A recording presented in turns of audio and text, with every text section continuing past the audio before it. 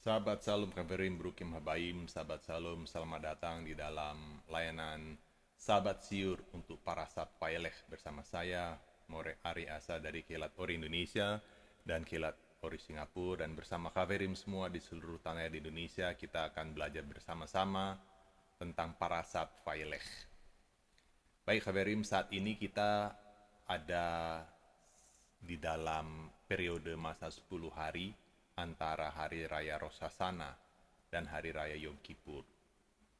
Dan masa periode 10 hari ini disebut juga sebagai Yamim Noraim atau hari-hari yang menggentarkan atau hari-hari yang sangat dahsyat. Nama lain dari Yamim Noraim atau periode 10 hari ini juga dikenal sebagai Aseret Yemei Tesufah atau 10 hari masa untuk Tesufah.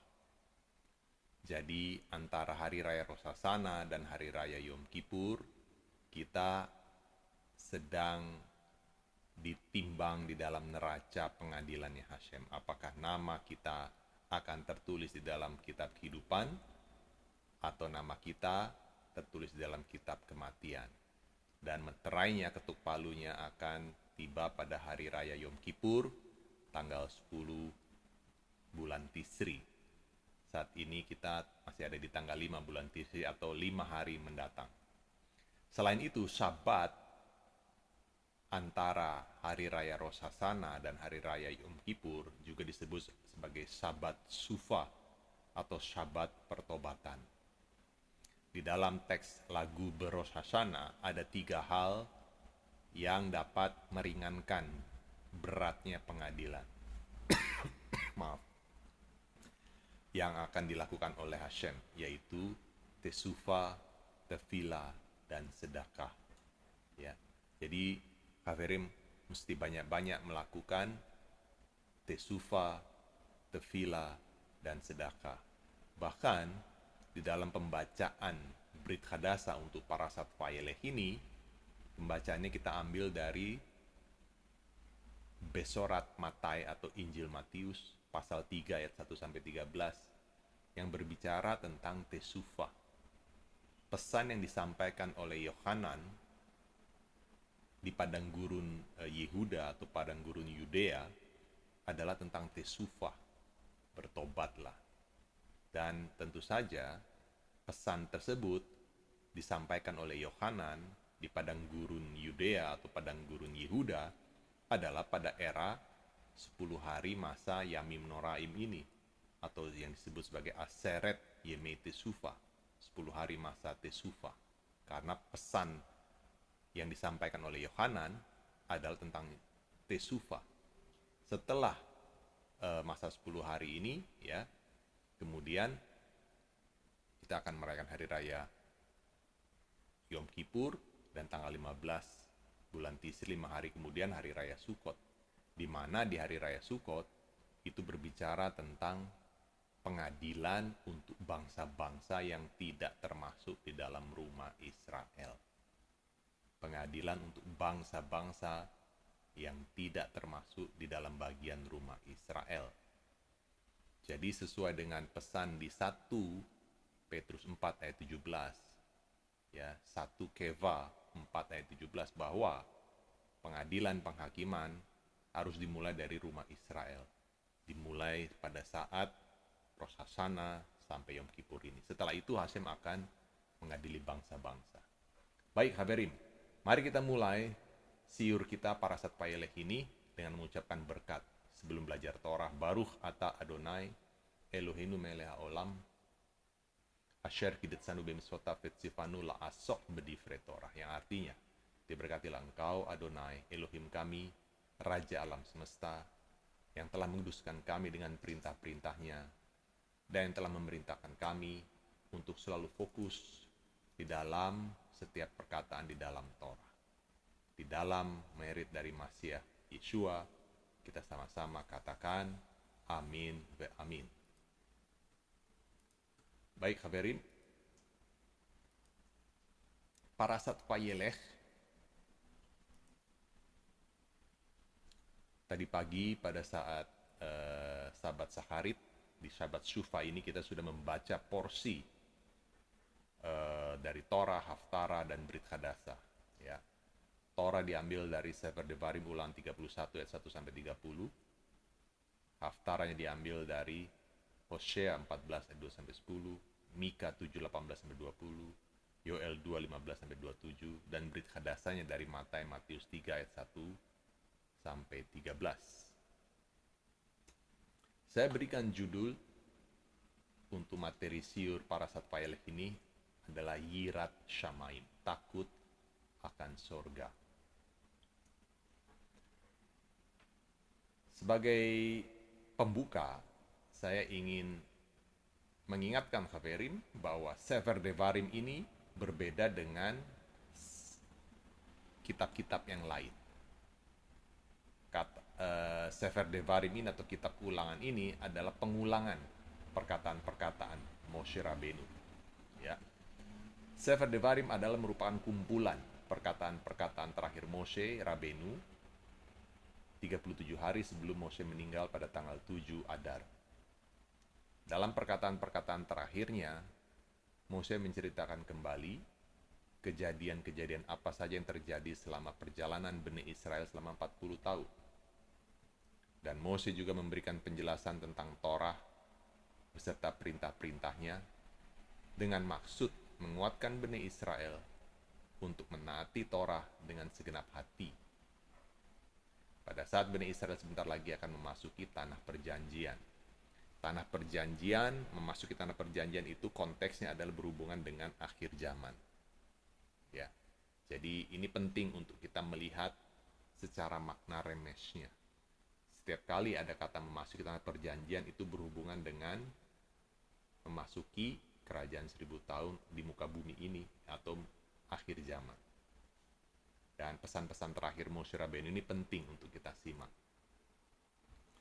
Seperti sudah saya jelaskan di hari Sabat yang lalu, ya, Torah adalah tentang penimiut. Torah adalah tentang internal. Torah adalah bukan tentang hitsoniut. Torah adalah bukan berbicara tentang eksternal.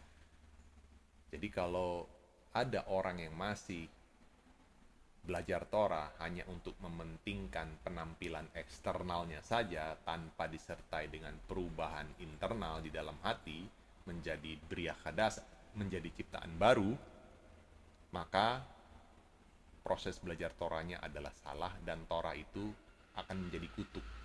Torah itu akan menjadi racun bagi orang tersebut. Itu sebabnya fokus dalam hal belajar Torah adalah tentang penimiut internal. Bagaimana seseorang bisa menjadi ciptaan baru. Menjadi Bria Hadasa. Ini goalnya karena pada saat kita memasuki Olam Haba atau kerajaan 1000 tahun di muka bumi ini, ketika Masih ben David datang, itu segala sesuatu dijadikan baru. Ya, Bria Hadasa. Segala sesuatu menjadi baru.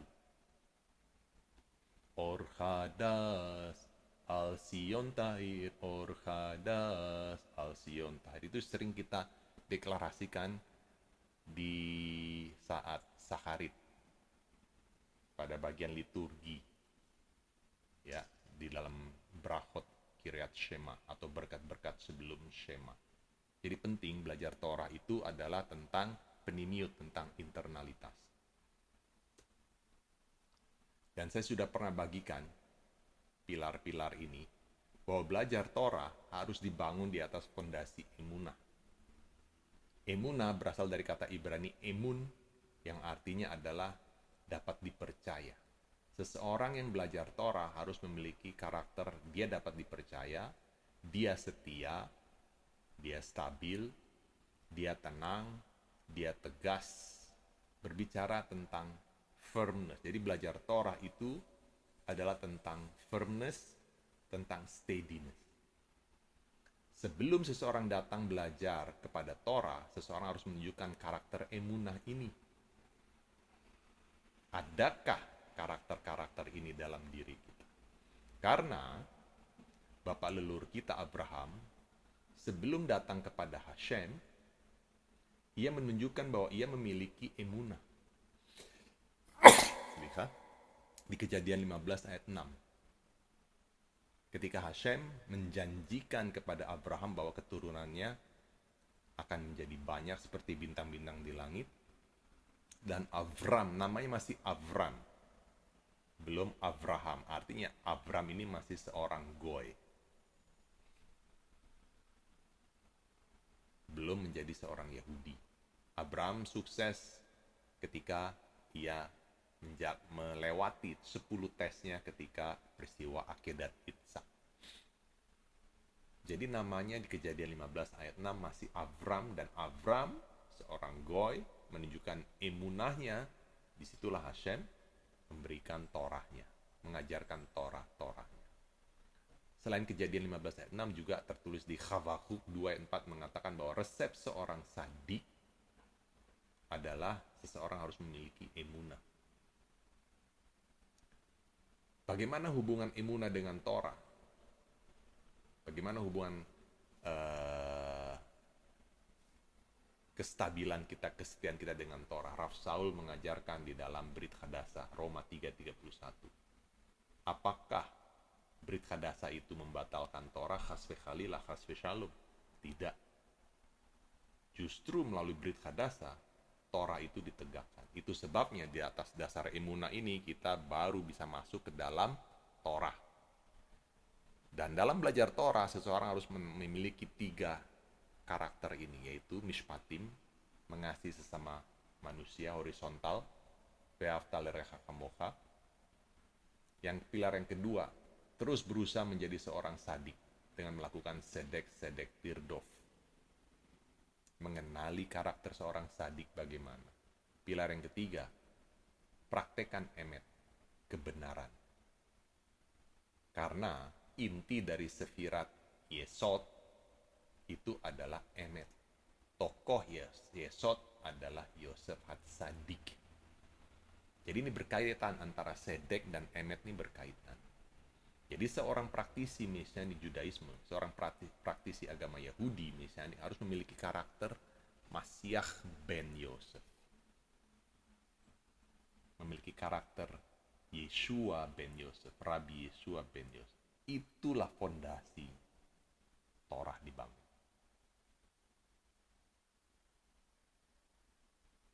Karena kalau kita lihat nilai gematria, apa yang terjadi pada Yosef, itu juga terjadi pada Israel, pada Sion. Gematrianya sama. Saya tidak akan mengulas detail tentang gematria, karena sudah pernah saya bagikan dalam siur-siur saya sebelumnya. Kita akan membaca dari Ulangan 31 ayat 9. Di sini tentang Tikra et HaTorah, atau deklarasi Torah. Dikatakan di dalam 31 ayat 9, dikatakan, Vaitov Moshe et HaTorah Hazot. Setelah Torah itu dituliskan oleh Moshe, Vaitna el HaKohanim bnei Levi. Maka diserahkan Torah tersebut kepada para Kohanim bnei Levi. Hanoshim et Aaron Brit Adonai, yang bertugas untuk mengangkut tabut perjanjian Adonai, dan kepada semua Zakenim, para penatua-penatua Israel. Ayat 9. Ayat 10. Vaitzav Moshe otam lemor, dan Moshe memerintahkan kepada mereka, yaitu Bani Israel. Vaitzav Moshe otam lemor, miketz sefashanim bemoed shena hashmita bechach hasukot. Pada akhir 7 tahun, pada waktu yang telah ditetapkan dalam tahun Shemitah, yaitu tahun pelepasan, yakni hari raya Sukot untuk daun. Ayat 11. Befochal Israel leraot et pene Adonai Elohecha. Apabila seluruh Israel datang menghadap hadirat Adonai Elohimu. Kita perhatikan ya, dikatakan Torah seluruh orang Israel. Bevochal Israel. Siapa saja orang-orangnya, member-member Israel itu siapa saja. Bevochal Israel, leraot et pene Adonai Elohecha, bamakom asher yifchar, di tempatnya akan dipilihnya. Kemudian tikra et hatorah, maka haruslah engkau mendeklarasikan Torah ini. Tikra et hatorah hazot neget kal Israel beasnehem, di depan seluruh bene Israel. Jadi Torah ini harus dideklarasikan di hadapan seluruh bene Israel. Siapa saja Israel ini? Ayat 12 dikatakan, Hakehel et Ha'am, seluruh bangsa itu berkumpul. Hakehel et Ha'am, Ha'anashim, Vehanashim, laki-laki dan perempuan. Vehataf, dan anak-anak. Vegercha, para gerim, orang-orang non-Yahudi. Asher bis arecha, yang diam di dalam tempatmu. Lemaan yismeu ulma'an, supaya mereka mendengarnya. Yismeu ulma'an yilmedu, dengan tujuan untuk belajar. Shema, yismeu itu berasal dari kata shema, dengan tujuan untuk belajar. V'yar'u et Adonai Elohechem, dan belajar untuk takut akan Adonai Elohim. V'shamru la'asot et kol divrei hatorah hazot, dan supaya mereka memelihara, melakukan dengan setia segala perkataan Torah ini. Ini pesan Moshe. Ini pesan Moshe. Israel, siapa saja member-membernya, ya, Ha'anashim, laki-laki, Hanashim, perempuan-perempuan, Vehataf, anak-anak, dan Gerim, Asher bis arecha, yang diam di dalam tempat. Semua member-member rumah Israel ini harus diajarkan Shema dengan tujuan untuk belajar, harus diajarkan untuk memiliki rasa takut akan Adonai, V'yar'u et Adonai Elohechem, supaya member-member ini, ya, laki-laki, perempuan, anak-anak, dan gerim, V'shamru la'asot, memelihara dan melakukan dengan setia, et kol divrei, segala perkataan hatorah, et kol divrei hatorah hazot, segala perkataan Torah ini. Dahsyat nih kaverin. 31 ayat 12. Nah, kita akan kupas satu persatu kata-kata sesuai warnanya.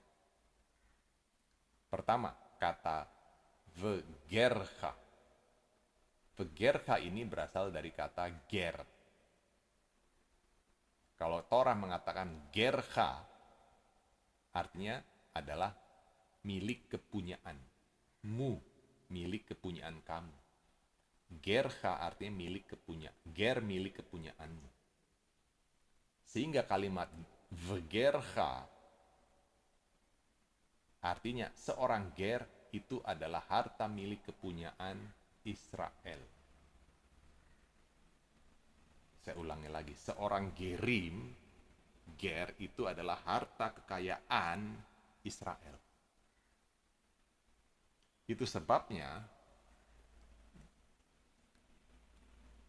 kekristenan akar Ibrani sulit untuk bisa bergabung ke dalam rumah Israel. Karena apa? Karena mereka menolak untuk menjadi harta milik kepunyaan Israel. Seseorang harus menggabungkan diri ke dalam rumah Israel. Apa arti menggabungkan diri? Dengan menjadi hamba atau bergabung dengan menjadi milik kepunyaan rumah Israel. Itu artinya gerha. Contohnya lihat Kejadian 12 ayat 5. Di situ dikatakan, Vaikach Avram et Sharai, Isto et Lot, ben Achif et Kol, Rechusham Asher Rachashu, et Ha-nefesh, perhatikan, nefesh, tunggal, bukan nefeshot. Torah menyebutkan ve'et hanefes aser asu vekharan. Abraham membawa Sarah istrinya dan Lot anak saudaranya, dan segala harta benda yang didapatkan mereka, harta benda berarti benda mati, dan Torah mengatakan ve'et hanefes, dan banyak orang yang sudah diperoleh mereka di Haran. Harusnya nefeshot, jamak, tapi Torah mengatakan nefesh, artinya neshama orang-orang ini menjadi satu, tunggal dengan Abram dan Sarai. Rashi mengatakan mereka adalah nefesh, jiwa. Tapi banyak ini, tapi disebutnya nefesh, artinya ada kesatuan, ada unity, ada akhdut. Menurut Rashi, ini adalah nefesh, jiwa-jiwa yang telah mereka, Abram dan Sarai, bawa di bawah naungan Sekinah Hashem. Abram membuat teshuva. Masa 10 hari disebut sebagai Aseret Yemei Teshuva atau Yamim Noraim.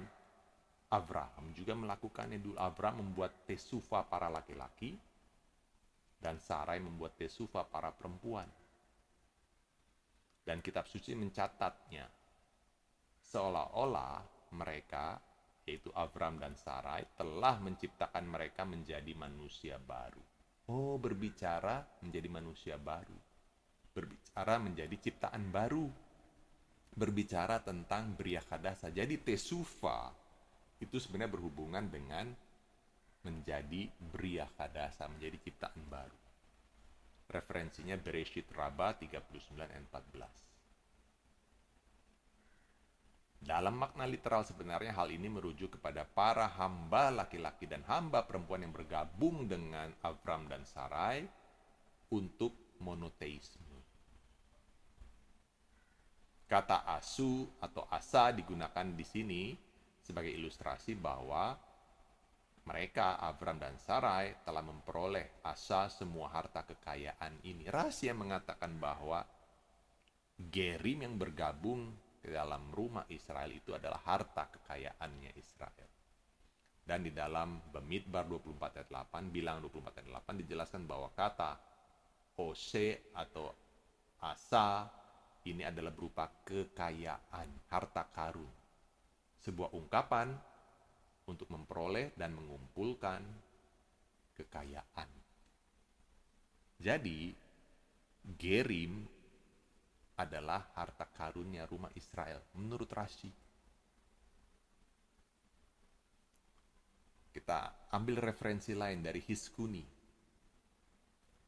Hiskuni menjelaskan bahwa ve'et hanefesh asher asu vekaran, mereka nefesh yang Abram dan Sarai ciptakan sebagai Bria Hadasa, sebagai ciptaan baru, mereka adalah para proselit dari politeisme ke monoteisme. Oh, berarti proselit itu berbicara tentang menjadi ciptaan baru menurut Hiskuni. Karena Rashi mengatakan tentang menjadi ciptaan baru. Hiskuni berbicara tentang proselit. Jadi proselit definisi yang benar adalah, berdasarkan rabbinikal adalah sebenarnya berbicara tentang menjadi Bria Hadasa, menjadi ciptaan baru. Dari politeisme ke monoteisme. Ya more, tapi kan dari dulu juga saya sudah monoteisme. Judaisme mengajarkan kalau seseorang tidak masih dikuasai oleh dengki, amarah, yetzer hara, maka semua yetzer hara itu adalah masih berupa penyembahan berhala. Masih berupa avodah zarah, penyembahan berhala, masih monopoliteisme. Walaupun seseorang sudah mengaku, saya menyembah satu sesembahan. Tapi kalau masih dikuasai oleh Yetzer hara, masih dikuasai oleh ayin hara, mata jahat, masih dikuasai oleh lason hara, mulut yang jahat, masih dikuasai oleh Yetzer hara, nafsu jahat, kedagingan, seseorang sebenarnya masih politeisme. Karena dalam Judaisme, Yetzer hara itu adalah termasuk avodah zarah atau penyembahan berhala. Jadi, proselit itu berbicara tentang menjadi ciptaan baru, tentang Bria Kadasa. Hiskuni menjelaskan mereka adalah para proselit yang telah Avram dan Sarai buat di Haran. Asu artinya mereka menciptakan, membuat. Chazal mengajarkan di Talmud Bavli, Traktat Avodah Zarah 9 bahwa ini adalah tahap pertama dari proses matan Torah. Oh, jadi pemberian Torah itu ada prosesnya. Bukan hanya di Gunung Sinai, tapi proses pemberian Torah itu dimulai dari Kejadian 12 ayat 5 ketika Avram dan Sarai, namanya masih Avram ya, masih Goy, Avram dan Sarai mengkonvertkan, membuat ciptaan baru banyak orang di Haran menjadi monoteisme, menyembah Hashem. Bagaimana cara Targum Onkelos menuliskan kalimat ini merupakan buktinya untuk lebih detail. Silakan cek ke Targum Onkelos. Bahwa Torah berbicara tentang Avram yang mengajarkan Torah kepada orang banyak untuk mengajak orang banyak beralih ke Torah. Inilah monoteisme. Oke, Khaverim. Kita kembali sekarang ke Ulangan 31 ayat 12. Kita sudah membahas kata ger. Seorang non-Yahudi yang bergabung ke rumah Israel yang disebut menjadi gerim. Dan bersama satu entitas dengan rumah Israel berkumpul untuk melakukan Torah. Ya, Ulangan 31 ayat 12. Ini pesan Mose. Sekarang kita ke kata yang kedua yaitu Bisarecha. Bisarecha itu berasal dari kata Ibrani sya'ar, yaitu pintu gerbang. Sehingga Bisarecha itu adalah bentuk jamak, artinya pintu gerbangmu. Artinya, di tempat tinggal milik kepunyaan orang-orang Yahudi. Artinya, seorang ger harus datang mendekat kepada orang-orang Yahudi yang ada di sekitarnya, di sekelilingnya yang dekat dengan ger. Karena di sekeliling setiap orang Yahudi, ada banyak orang-orang non-Yahudi yang rindu datang belajar. Buktinya dari mana? Lihat Zakaria 8 ayat 23. Di situ dikatakan, Ko amar Adonai Zebaot, Bayamim, Hahema, Asher, Yachaziku, Ashara Anashim, Mikol, Leshonot Hagoyim, Vehechezikku, Biknaf, Ish Yehudi Lemor, Nelcha Imachem, Ki Shamanu Elohim Imachem. Beginilah firman Adonai Sebaot. Ko amar Adonai Sebaot. Pada waktu itu 10 orang dari berbagai bangsa dan bahasa akan memegang kuat-kuat sit-sit atau punca jubah seorang Yahudi dengan berkata, kami mau pergi menyertai kamu. Sebab telah kami dengar bahwa Elohim menyertai kamu.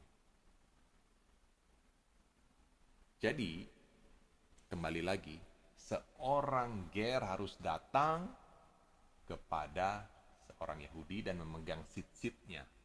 Belajar Torah dari orang Yahudi. Belajar Torah dari orang Yahudi asli, terutama yang percaya kepada Yeshua sebagai Masiah. Pegang sit-sit. Karena sit-sit itu belajar adalah tentang 613 mitzvot atau Taryag mitzvot. Jadi seseorang ingin belajar Torah, seorang non-Yahudi yang ingin belajar Torah, dia harus datang kepada seorang rabi Yahudi. Saya pun sebagai more, Saya belajar Torah dari Rabbi Dr. Itzhak Shapira. Saya tidak bisa sendiri. Saya memegang sit-sit Rabbi Itzhak Shapira. Jadi seorang ger tidak mungkin berdiri sendiri karena Ulangan 31 ayat 12, Torah memerintahkan ger yang ada di dalam komunitas orang-orang Yahudi. Jadi bergabunglah ke dalam orang-orang Yahudi. Menjadi ger bagi orang-orang Yahudi. Bahan pegang sisitnya. Komentar lebih detail dapat dilihat di Pesik Tarabati 36 ayat 1 untuk Zakaria 8 ayat 23. Silakan Hafirin bisa baca sendiri. Nah, itu panjang, saya tidak bisa menerjemahkan untuk Hafirin harus baca sendiri. Pesik Tarabati 36 ayat 1 dan juga referensinya Yesaya 60 ayat 1 sampai 2. Kumi ori giva ore. Itulah sebabnya nama kita adalah Ori. Ori artinya diambil dari Yesaya 60 ayat 1. Bangkitlah dan menjadi terang. Ori itu adalah terang. Kumi ori kivah oreh. Karena kegelapan ada di sekeliling dunia. Tetapi terang kita, terang Masiah ada pada kita. Sehingga kita harus menyatakan terang itu bersinar di dalam kegelapan.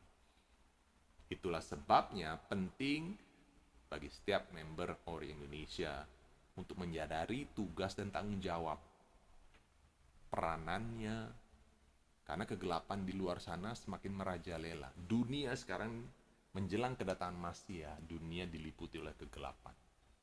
Kegelapan, sangat gelap.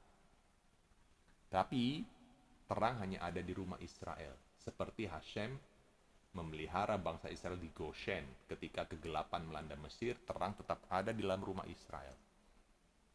Dan tetap ada di dalam setiap gerim yang bergabung ke dalam rumah Israel. Tetapi kegelapan akan melanda mereka yang di luar Israel. Saya berbicara ini untuk setiap Kristen akar Ibrani, untuk setiap Kristen pengagung nama yang menolak rabinikal, tidak mengakui rabinikal, dan berdiri sendiri tanpa bergabung ke rumah Israel. Masih ada saatnya, belum terlambat. Dunia di luar sana akan semakin gelap, saatnya kita bergabung. Non-Yahudi saatnya adalah bergabung ke dalam rumah Israel, belajar dari Rabi Yahudi asli, terapkan Zakaria 8:23. Pegang sit-sitnya, belajar Torah. Jangan belajar Torah tanpa guidance, tanpa bimbingan dari rabi-rabi Yahudi Mesian. Karena 1 Korintus 11 ayat 1 Rav Saul menjelaskan detail. Jadilah pengikutnya Rav Saul seperti Rav Saul mengikuti Rabbi Yeshua Masiah. Sama halnya juga, kita mengikuti Rabbi Dr. Itzhak Shapira seperti Rabbi Dr. Itzhak Shapira mengikuti Rabbi Yeshua. Kembali ke Ulangan 31:12. Kata yang berikutnya adalah kata Yismeu yang berasal dari kata Ibrani Shema yang artinya, setiap kali kita mendeklarasikan Shema artinya mendengar, menyimak dengan tujuan untuk belajar taat. Untuk belajar menjadi taat. Itu arti kita Shema saat kita mendeklarasikan Shema. Sehingga seorang ger juga memiliki kewajiban untuk melakukan Shema. Karena Shema artinya belajar untuk mendengar, untuk taat, nyimak. Dan kewajiban seorang ger untuk melakukan Shema sebagai satu kesatuan dengan rumah Israel. Bukan sendiri-sendiri, bukan mengikuti denominasi. Bukan. Kita harus menjadi satu akhdut dalam satu rumah Israel. Itu maksud Moshe di Ulangan 31 ayat 12. Kata berikutnya. Nah, ini yang menjadi judul, yaitu Tikra et HaTorah, deklarasi Torah. Atau yang menjadi judul Yirat Hashamaim. Kalimat yang berikutnya adalah V'yar'u et Adonai Elohechem. Berasal dari kata Ibrani Yirat Shamaim.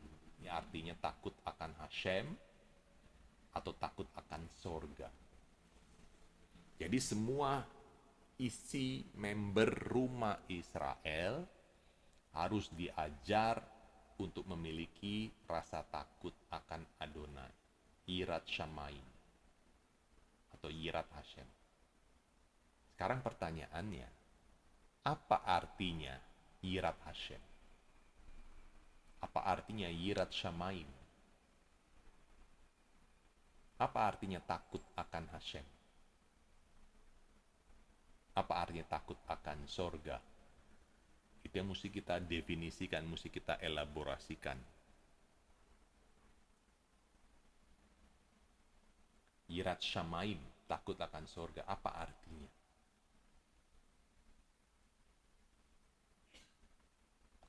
Di dalam Mishnah, di dalam Traktat Pirkei Avot 1 ayat 3, dikatakan, Antigenos is Socho. Antigenos, seorang bijak dari kota Soko, Kibel Mishimon Hatsadik. Antigenes, seorang bijak dari kota Soko, menerima oral Torah atau Torah lisan dari Rabbi Shimon Hatsadik. Dan ajaran Antigonus, ia mengajarkan janganlah menjadi seorang hamba yang melayani tuannya dengan motivasi atau harapan untuk menerima upah, bukan dari hati. Tetapi sebaliknya, jadilah seorang hamba yang melayani tuannya dengan tulus hati, tanpa mengharapkan untuk menerima upah. Kemudian yang paling terkenal dari pengajaran dari Antigonus Isoko adalah Vihi Mora Shamaim Alechem. Dan biarlah setiap orang selalu memiliki rasa takut akan surga. Ini ajaran dari Antigonus Isoko di Mishnah. Lalu apa artinya rasa takut akan surga? Mora Shamaim. Berasal dari kata yira, Shamaim. Penjelasan dari Mishnah tersebut dijelaskan sebagai berikut. Seorang hamba yang hanya bekerja hanya untuk mendapatkan upah, maka sebenarnya orang ini memiliki hubungan yang rendah dengan Tuhan. Seseorang yang melakukan mitzvot atas dorongan kasih ahva kepada Hashem, maka ia akan mencapai kedekatan yang jauh lebih besar dengan Hashem. Karena ia tidak mengharapkan imbalan apapun. Jadi, di sini Mishnah mencoba mengajarkan, Antigonus Isoko mengajarkan, dalam melakukan mitzvot, kita harus menjadi semakin dekat dengan Hashem. Jangan hanya mengharapkan upahnya dari Hashem, tetapi hubungan kita semakin dekat, semakin intim dengan Hashem. Itu ajaran dari Antigonus Isoko. Para Rabani mengajarkan bahwa upah untuk melakukan sebuah mitzvah adalah diberikan kemampuan untuk melakukan mitzvah yang lain. Mishnah Traktat Pirkei Avot 4 ayat 2. Jadi jangan harapkan upah jika seseorang melakukan mitzvot. Karena akan dapat lagi mitzvot yang lain dari Hashem. Sudah otomatis itu. Tapi lakukanlah mitzvot atas dorongan mengasihi Hashem. Ahava ve'ahavta et Adonai Elohecha b'kol levavcha u'b'kol nafsecha u'b'kol me'odecha. Itu teks yang selalu kita deklarasikan setiap hari. Mengasihi Hashem dengan segenap kekuatan kita, dengan segenap akal budi kita, dengan segenap hati kita. Ketika seseorang melakukan sebuah mitzvah untuk mengoreksi dirinya, untuk memperbaiki dirinya, maka ia akan diberikan lebih banyak kesempatan untuk melakukan mitzvah yang lainnya. Sehingga ia dapat menjalani kehidupan yang lebih baik lagi dan semakin dekat dengan Hashem. Itu maksudnya Mishnah. Meskipun Antigonus menekankan bahwa seseorang harus melayani Hashem atas dorongan kasihnya kepada Hashem, Antigonus mengakhiri kalimatnya dan mengingatkan kita akan perintah untuk memiliki rasa takut akan Hashem. Ada kalanya kasih itu tidak cukup sebagai faktor motivasi untuk melakukan mitzvot. Kasih saja tidak cukup. Para rabani mengajarkan bahwa memang kasih adalah motivator yang kuat untuk seseorang dapat menjalankan mitzvot atau perintah-perintah positif. Mitzvot positif, pendorongnya adalah kasih, karena kita mengasihi. Tetapi, yirat Hashem, rasa takut, adalah motivator yang lebih kuat lagi untuk mitzvot atau perintah-perintah negatif. Jadi pernyataan Antigonus ini mengajarkan kita bahwa kita perlu memiliki dua hal tersebut di hati kita, yaitu kasih, mengasihi Hashem untuk memampukan kita melakukan mitzvot positif, dan yirat Hashem, takut kepada Hashem, untuk memampukan kita melakukan mitzvot negatif. Apa itu mitzvot negatif? Jadi di dalam agama Yahudi kan kita tahu ada 613 mitzvot yang disebut sebagai Taryag mitzvot. Dari 613 mitzvot itu terbagi lagi dua, mitzvot positif dan mitzvot negatif. Mitzvot positif itu adalah yang bunyinya lakukan, hormatilah orang tuamu, lakukan ini, lakukan itu, lakukan mikveh. Itu perintah yang positif, yang artinya harus dilakukan. Sedangkan mitzvot negatif itu adalah sifatnya larangan. Jangan membunuh, jangan berzina, jangan mengingini. Itu adalah larangan-larangan yang disebut sebagai mitzvot negatif. Ketika kita belajar 613 mitzvot, kita akan menemukan mitzvot negatif.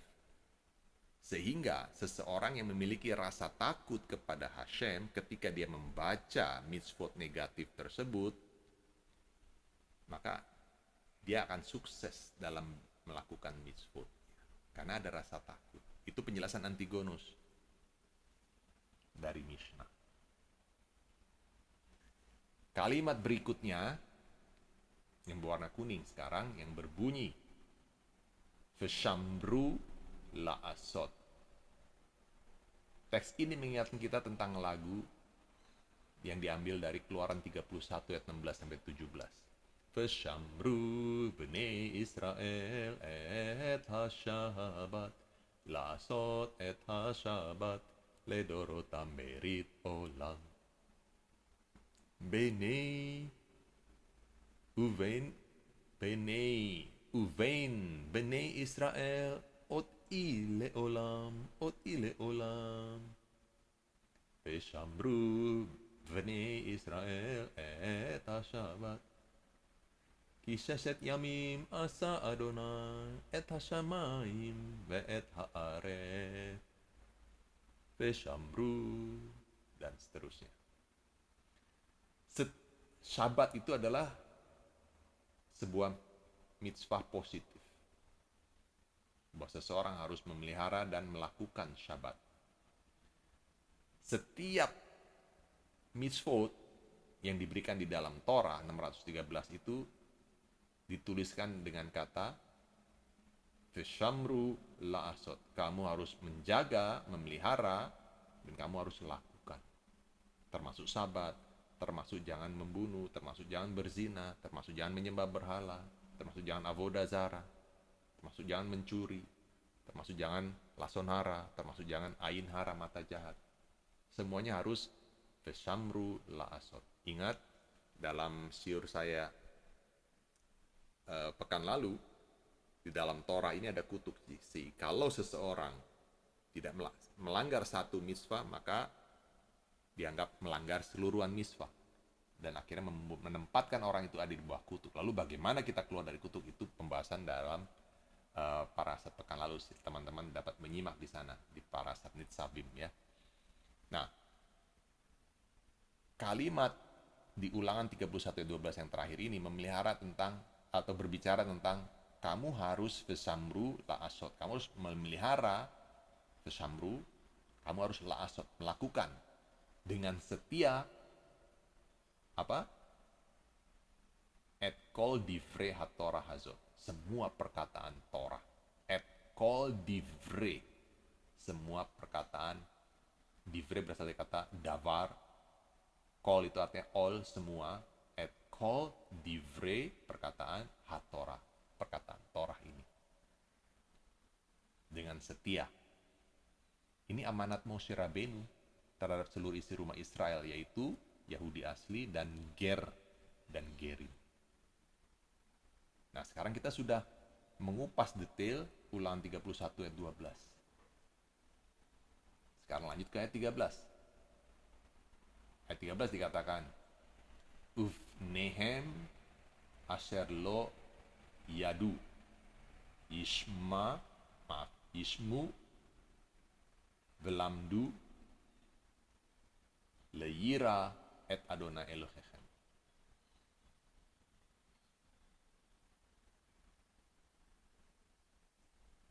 Dikatakan uvnehem asher lo yadu. Artinya, dan supaya anak-anak mereka yang tidak mengetahuinya dapat mendengarkannya untuk belajar menjadi taat dan belajar untuk memiliki rasa takut akan Adonai Elohim.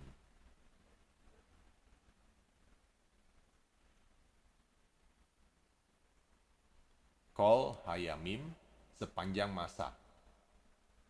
Asher atem chaim al ha'adama. Selama kamu masih hidup di tanah, kemana kamu pergi menyeberangi sungai Yordan untuk mendudukinya.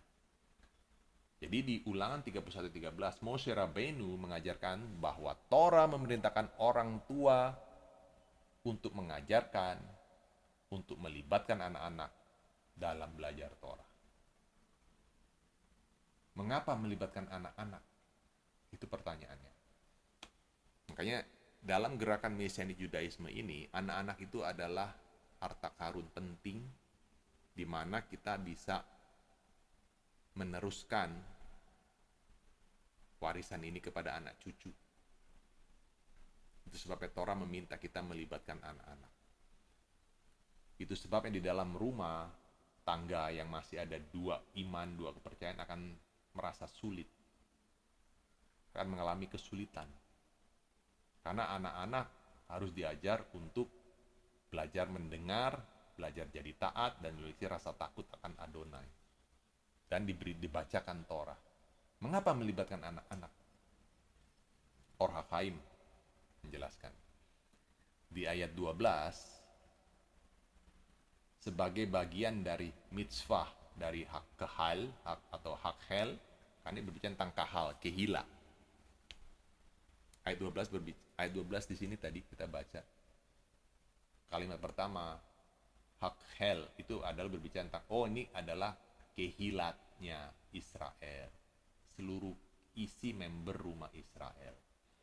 Or HaChaim menjelaskan di ayat 13, di ayat 12, mitzvah itu adalah bagian dari kehilah Israel, komunitas Israel. Mose menjelaskan bahwa meskipun Mose menyadari bahwa anak-anak masih terlalu muda untuk memahami apa yang akan mereka pelajari dari Torah.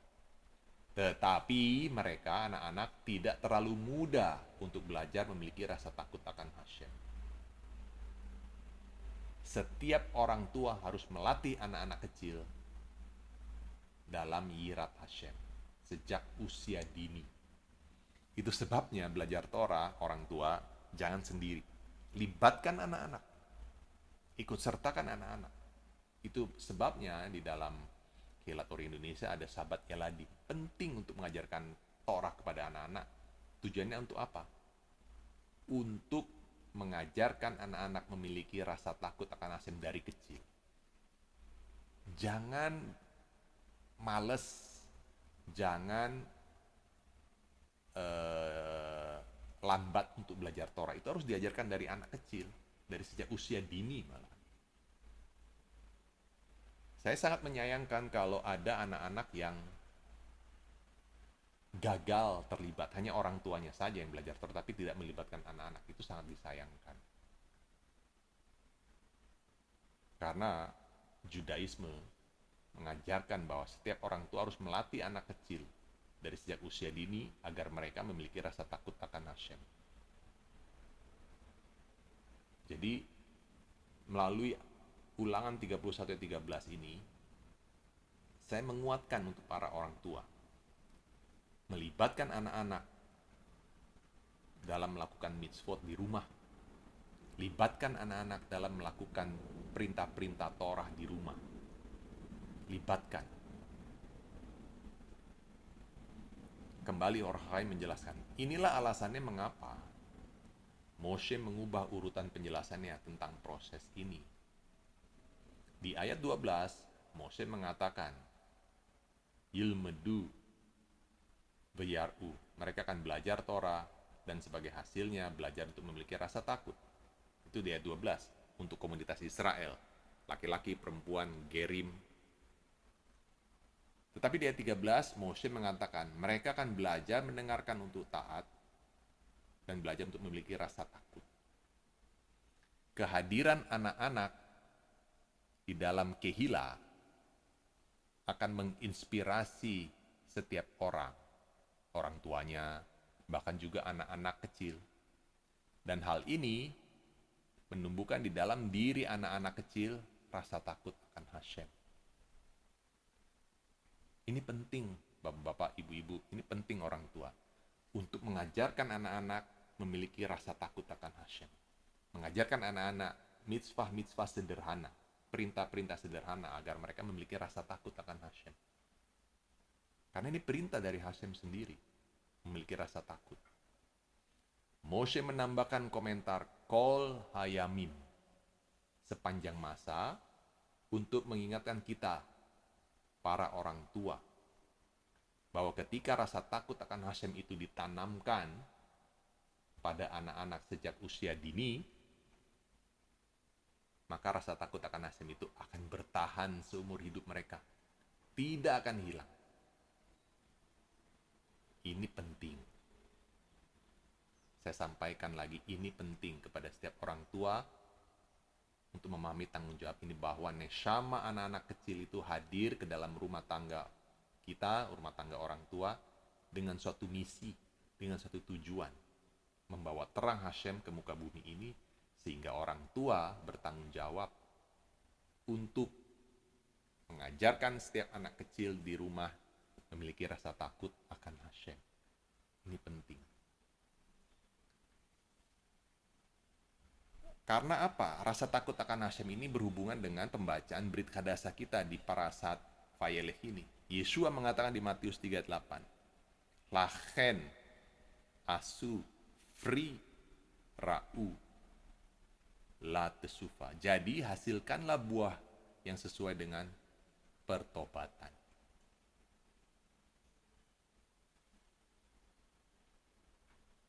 Kita harus menghasilkan buah yang sesuai dengan tesufa kita. Kalau kita di masa 10 hari ini mengatakan tesufa, tapi anak-anak tidak memiliki rasa takut akan Hashem, apakah arti tesufa? Tesufa itu harus melibatkan seluruh satu isi rumah. Inilah buah tesufa yang sesungguhnya. Ingat, di masa 10 hari ini, kita ada di masa-masa genting. Saat Hari Raya Rosh Hashanah, nama-nama kita dituliskan. Saat Hari Raya Yom Kippur, nama-nama kita dimeteraikan. Berapa banyak orang akan meninggal dan berapa banyak orang akan hidup. Siapa saja yang akan hidup dan siapa saja yang akan mati. Siapa saja yang akan genap tahunnya dan siapa saja yang tidak akan genap tahunnya. Kita nggak tahu. Siapa saja yang akan mati karena api dan siapa saja yang akan mati karena air. Siapa saja yang akan mati karena pedang dan siapa saja yang akan mati karena binatang buas. Kita tidak tahu. Siapa saja yang akan mati karena kelaparan dan siapa saja yang akan mati karena kehausan. Siapa saja yang akan mati karena gempa bumi dan siapa saja yang akan mati karena penyakit sampar. Kita tidak tahu. Siapa saja yang akan mati karena dicekik dan siapa saja yang akan mati dirajam dengan batu. siapa saja akan beristirahat, dan siapa saja akan mengembara. Siapa saja yang akan diam tenang, dan siapa saja akan gelisah. Siapa saja yang akan hidup nyaman, dan siapa saja akan menderita. Siapa saja akan jatuh miskin, dan siapa saja akan menjadi kaya. Siapa saja yang akan direndahkan, dan siapa saja yang akan ditinggikan. Kita tidak tahu, kabarnya. Itu sebabnya dalam periode 10 hari Asyeret Yemete Sufa ini atau Yamim Noraim ini, penting memiliki rasa takut akan Hashem, memiliki rasa takut akan surga, banyak-banyak melakukan tesufa, tefila, dan sedekah. Tetapi tesufa, pertobatan, tefila atau doa, dan sedekah, perbuatan belas kasihan, dapat dibatalkan beratnya penghakiman kita. Ini artinya Rosh Hashanah, artinya 10 hari, Yamim Noraim, atau Aseret Yemete Sufa, dan nanti Yom Kippur. Lagu ini dinyanyikan di seluruh sinagog di seluruh dunia, baik itu sinagog ortodoks, reform, konservatif, maupun sinagog mesianik Judaisme. Dinyanyikan di sana. Yesua mengatakan di dalam Matius 3:10,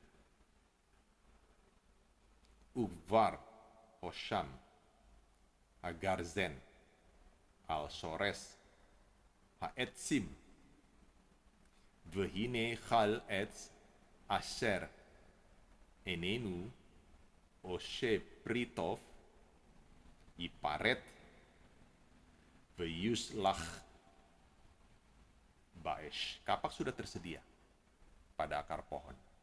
Dan setiap pohon yang tidak menghasilkan buah yang baik, prihatov atau pritov, pasti ditebang dan dibuang ke dalam api. Dalam kitab Ulangan dijelaskan bahwa manusia itu digambarkan seperti pohon. Pohon kehidupan Etz Chaim, tentang bagan dari 10 sefirot disebut Etz Chaim, itu gambaran dari manusia. 7 sefirot yang mesti kita tikun, gambaran dari manusia. Di Matius 3 ayat 10, kapak sudah tersedia, penghakiman sudah tiba. Saatnya kita merendahkan diri, memiliki rasa takut akan surga. Mulai dari keluarga. Ajak seluruh keluarga untuk tesufa, ajak seluruh keluarga untuk tefila, ajak seluruh keluarga untuk melakukan sedekah. Itu start mulai dari situ. Dan yang terakhir, saya akhiri dengan ini, Matius 3:12. Di situ dikatakan, Uf yado hamistre vezara et garno ve'asaf et degano el otsaro ve'et hamoch yisre venu va'es asher lo tihbe. Alat penampi sudah di tangannya. Ia akan membersihkan tempat pengirikannya dan mengumpulkan gandumnya ke dalam lumbung. Tetapi debu jerami itu akan dibakarnya dalam api yang tidak terpadamkan. Ini yang namanya pemisahan, berur. Matius 25 ayat 30-34. Kambing dan domba dipisahkan. Hashem sudah siapkan alat penampinya. Saat ini rumah Israel sedang dibersihkan. Sejak dari 7 Oktober sampai sekarang Israel sedang dibersihkan. Kalau Israel sudah, maka sekarang selanjutnya adalah giliran bangsa-bangsa non-Yahudi yang akan diadili berdasarkan perlakuan mereka kepada Israel. Ayatnya ada tertulis, KBR. Begitu. Jadi selama masa masih ada, ya, pemisahan ini, masa berur ini, teman-teman harus bijaksana memilih. Saya mau ikut mana? Ikut gandum atau debu jerami. Kalau gandum akan masuk dalam lumbung, debu jerami akan dibakar. Kalau domba akan masuk dalam kandangnya, kambing akan dilempar untuk Azazel. Pilihan sangat penting saat kita untuk memilih. Jangan mengikuti dunia di luar sana yang dikuasai oleh kegelapan. Yesaya 61-2. Kumi ori kiva oreh. Bukan kebetulan bahwa hari raya Rosh Hashanah yang disebut sebagai Yom Hadin, hari raya pengadilan, itu bertepatan dengan sidang Dewan Keamanan PBB yang mendeklarasikan negara Palestina. Dunia sudah berani membagi-bagi tanahnya Hashem. Yoel 2 di situ berbicara bahwa Hashem akan datang untuk menghakimi bangsa-bangsa yang membagi-bagi tanahnya Hashem. Dan ada di Yoel 2. Silakan Haverim baca sendiri. Jadi sekarang pilihan ada di Taman Haverim. Ya. Pesan ini saya sampaikan agar mulai memiliki rasa takut akan surga. Mulai dari bukan hanya diri sendiri, bukan individu, bukan, tapi secara komunitas. Keluarga, dari keluarga ke komunitas Ori Indonesia, dari komunitas Ori Indonesia ke komunitas sifat suku internasional, dan akhirnya ke negara. Menjelang kedatangan Masia yang semakin dekat ini. Baik Haverim, tentang Yirat Shamaim, takut akan surga, atau Yamim Noraim ini adalah berhubungan dengan masa 10 hari ini. Ini penting. Periode penting untuk melakukan banyak tesufah, pertobatan, introspeksi yang mendalam. Melakukan banyak tefilot, doa-doa, melakukan banyak sedekah, perbuatan kebenaran. Dari masa Rosh Hashanah sampai Yom Kippur. Yang disebut sebagai Aseret Yemei Tesufah, 10 hari masa pertobatan. Baik Haverim, saya tutup dengan berkat setelah belajar Torah. Baruch ata Adonai Eloheinu melech haolam asher natan lanu Torat emet v'chayolam nata betochenu. Baruch ata Adonai noten hatorah, yang artinya diberkatilah engkau Adonai Elohim kami, Raja alam semesta, yang telah memberikan Torah kebenaran kepada kami, yang telah memberikan kehidupan yang kekal kepada kami. Berkatilah engkau Adonai sang memberi Torah. Di dalam merit dari Masya Yeshua, kita sama-sama katakan amin ve amin. Baik Haverim, sebelum saya akhiri, saya akan bagikan. Besok pagi kita akan bertemu kembali untuk melakukan Sakarit Yom Rishon, yang akan melakukan Slichot, ya, hari pertama, dan diikuti dengan Sakarit. Kita akan berjumpa jam 8 pagi seperti biasa. Baik Haverim, Toda Rabba atas kebersamaannya. Saya akhiri sampai di sini. Shabbat Shalom.